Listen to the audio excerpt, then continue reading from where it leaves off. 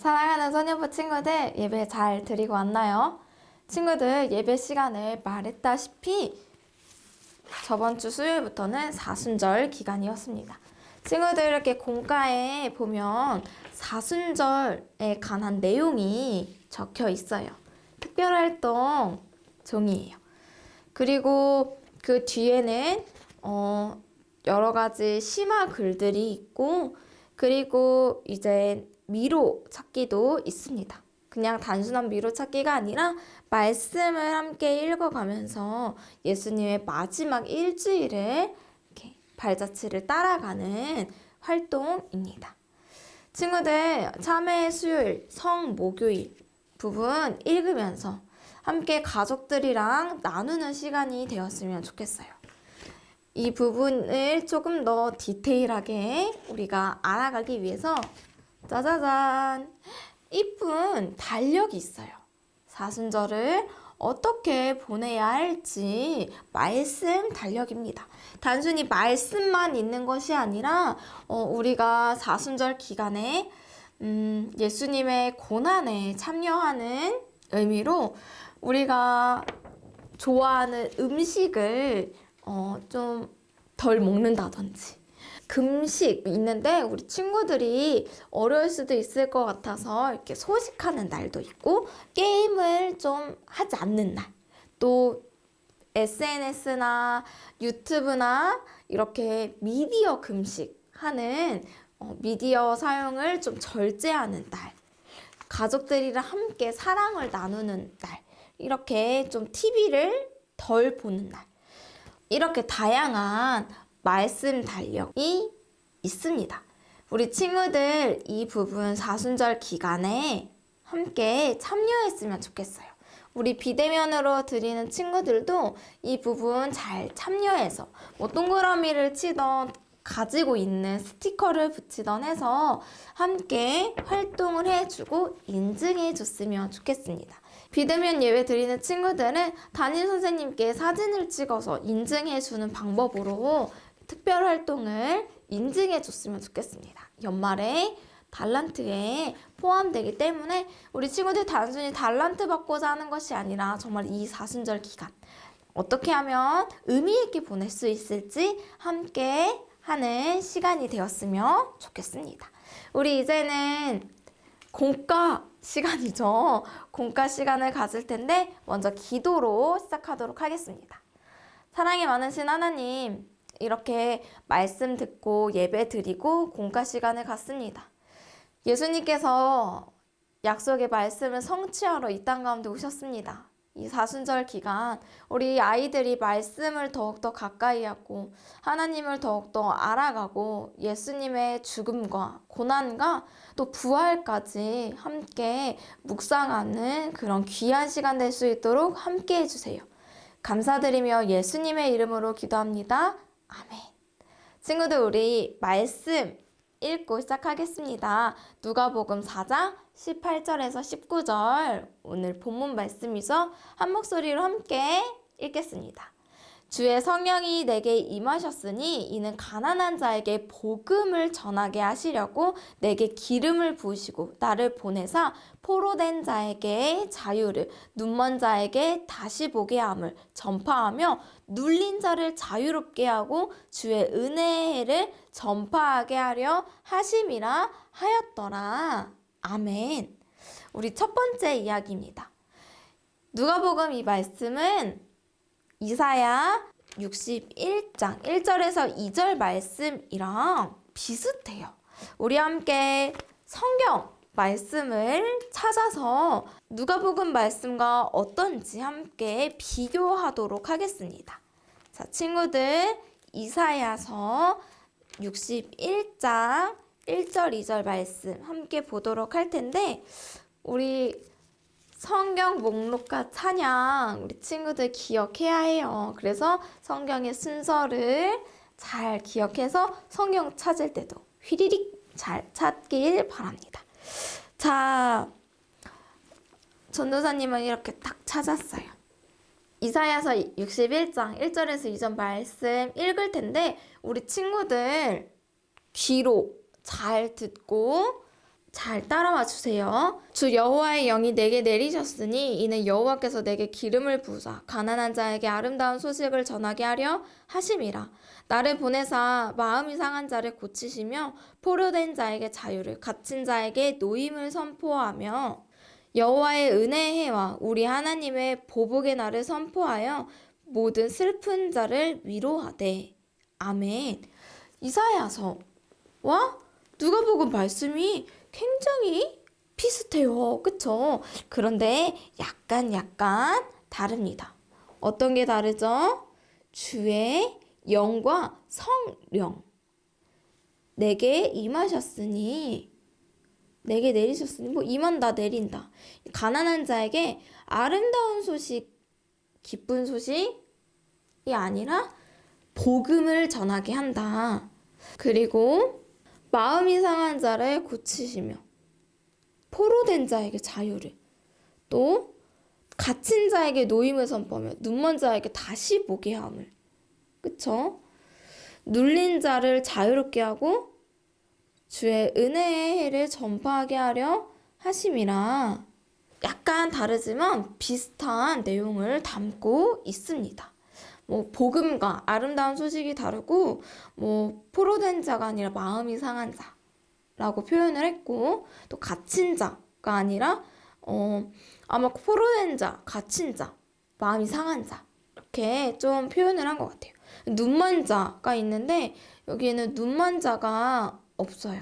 아마 예수님의 사역은 병 고치는 사역이 있기 때문에 이렇게 억압하고 자유롭지 못한 자들을 세세하게 풀어서 눈먼 자에게 다시 보게 함과 눌린 자를 자유롭게 함, 그리고 주의 은혜를 선포한다.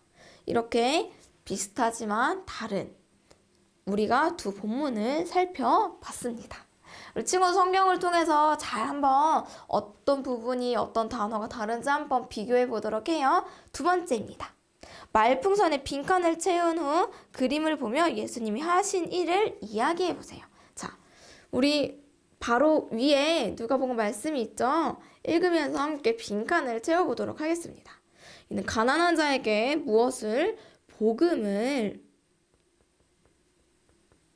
그리고 전하게 하시려고 내게 기름을 부으시고 나를 보내사 포로된 자에게 자유를, 눈먼 자에게 다시 보게 함을 전파하며 눌린 자를 자유롭게 하며 주의 은혜의 해를 전파하게 하려 하심이라. 아멘. 예수님께서 이 땅에 오셔서 복음을 선포하셨습니다. 기쁜 소식, 죄에서 건져내고 죽으심과 부활하심을 선포하셨죠. 그리고 포로된 자들에게, 마음이 묶여져 있는 자들, 여러 가지 억압과 묶임 당한 자들을 자유롭게 하십니다. 육체가 묶인 자들도 병을 고쳐주시고 마음이 아파서 막 묶인 자들도 고쳐주십니다. 자유롭게 해주시죠. 또 눈먼 자를 다시 보게 함을, 예수님께서 맹인들을 고치시는 사건이 여러 곳에 기록되어져 있죠.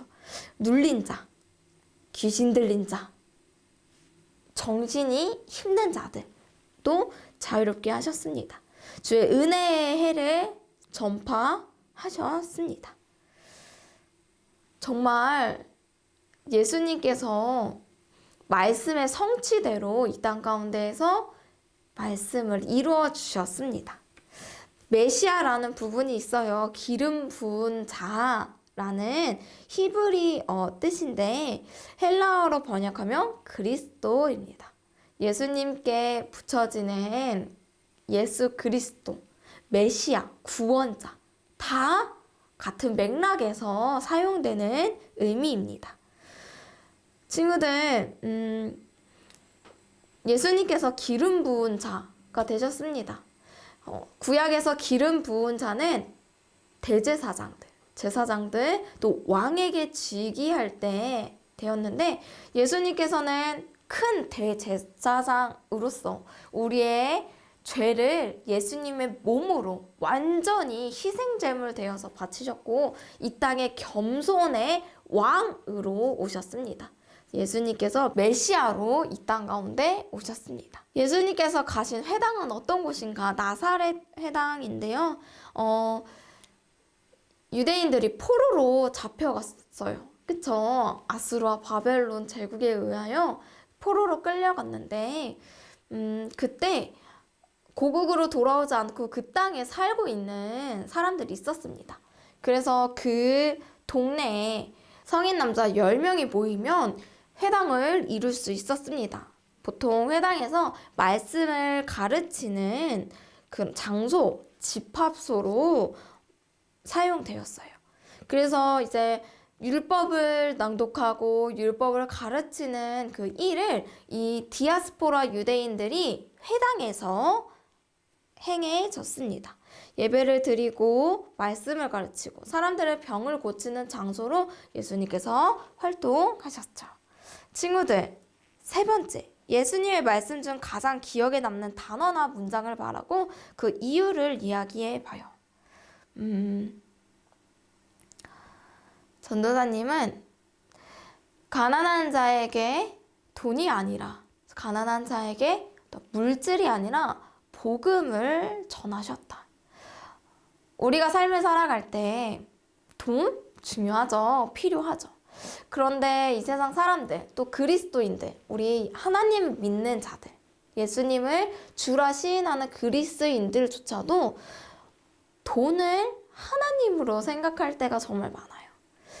돈만 많으면 만사 오케이 하는 이 세상을 살아가고 있고, 그렇기 때문에 우리가 하나님을 믿어도 그러한 가치관 속에서 살아가고 있을 때가 참 많습니다. 전도사님도 가끔 돈을 많이 모아서 돈이 해결해 줄 것처럼 생각한 적이 많아서 하나님, 내가 하나님을 신뢰하지 않았습니다 라고 기도하며 다시 한번 하나님, 염려, 걱정, 근심 대신 하나님을 신뢰하는 그 믿음을 내게 허락하여 달라고 기도하면서 살아가고 있습니다. 근데 이 가난한 자에게 돈이 아닌, 물질이 아닌, 그 어떠한 것이 아닌 복음을 전하게 하시는 것, 그것이 바로 은혜의 해이면 바로 이 돈으로 인하여서 우리가 지배당하고 억압되어지고 눌린 자들에게 자유를 주는 것은 바로 예수님께서 이 땅 가운데 오시고 복음, 은혜를 선포하신 것이다 라는 것이 가장 기억에 남습니다.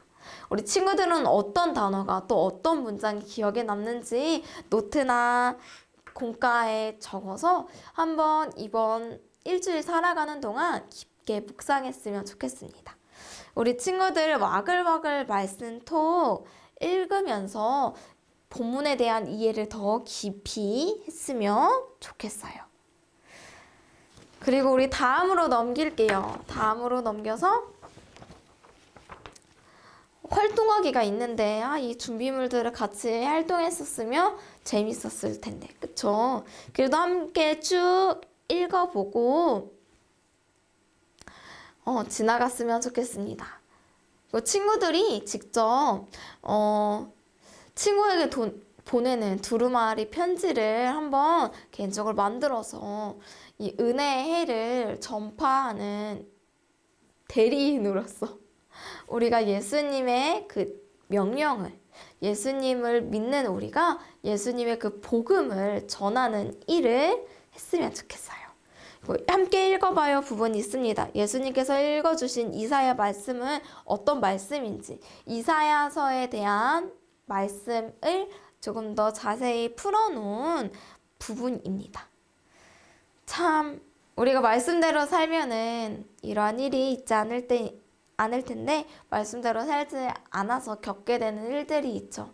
그러나 하나님께서는 심판의 말씀으로 끝나는 것이 아니라 회복과 소망의 말씀으로 끝을 맺으십니다. 우리 너무 사랑하시는 하나님, 우리를 너무나도 사랑하시는 하나님, 그 마음을 알아가는 부분이 되고, 가툰을 함께 보면서 마무리 기도로 공과 시간을 마치도록 하겠습니다. 아유 배고파. 가난한 사람에게도 자유를 원해요. 포로된 사람에게도 건강하고 행복한 나에게도 우리 모두 예수님이 필요해. 그렇죠 친구들. 나는 어디에도 지배당하지 않아. 우리 집? 나? 뭐 넉넉해. 그렇다고 해서 우리가 죄인이 아닌 건 아니죠. 죄에서 구원할 분은 유일한 오직 예수님 뿐입니다. 그렇기 때문에 우리 모두에게 예수님이 필요합니다. 아멘. 우리 친구들 오늘 공과 함께 마음 잘 나누고 하나님의 마음을 잘 받았을 거라 믿으며 우리 함께 기도하고 오늘의 공과를 마치도록 하겠습니다. 기도하겠습니다. 사랑이 많으신 하나님, 약속대로 이 땅에 오신 예수님, 이 땅에서 예수님께서 어떠한 일들을 하셨는지 우리가 함께 살펴봤습니다. 또 그 다음 시간에는 더 자세하게 예수님께서 이 땅에서 어떠한 사역들을 하셨는지 살펴볼 예정입니다. 하나님, 정말 예수님을 이 땅 가운데 보내주시니 너무나도 감사합니다. 이 땅에 마음과 정말 물질로, 영으로 가난한 자들이 있습니다. 그들에게 필요한 것은 복음입니다. 우리에게 복음이 필요합니다. 또 우리가 지금 어떤 나라에 지배당하고 있지는 않지만 우리가 많은 것들에 지배당하며 억눌리며 억압당하며 살아가고 있습니다.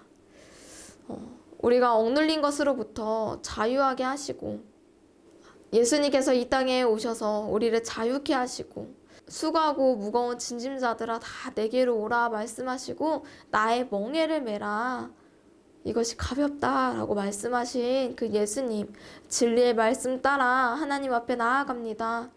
정말 우리를 자유케 하시는 그 예수님, 또 하나님께서 이 땅에 예수님을 보내주심이 너무나도 감사하며 이 사순절 기간 예수님을 더욱 믿고 예수님께 감사하며 예수님의 죽음과 또 부활까지 기억하며 깊이 생각하는 기간 될 수 있도록 함께 해주세요. 이 기간을 통해서 예수님을 만나게 해주세요. 우리 친구들 가운데 찾아가 주세요. 감사드리며 일주일 동안 예수님을 깊이 생각하여 예수님을 만나는 시간 될 수 있도록 함께 해주세요. 감사드리며 예수님의 이름으로 기도합니다. 아멘.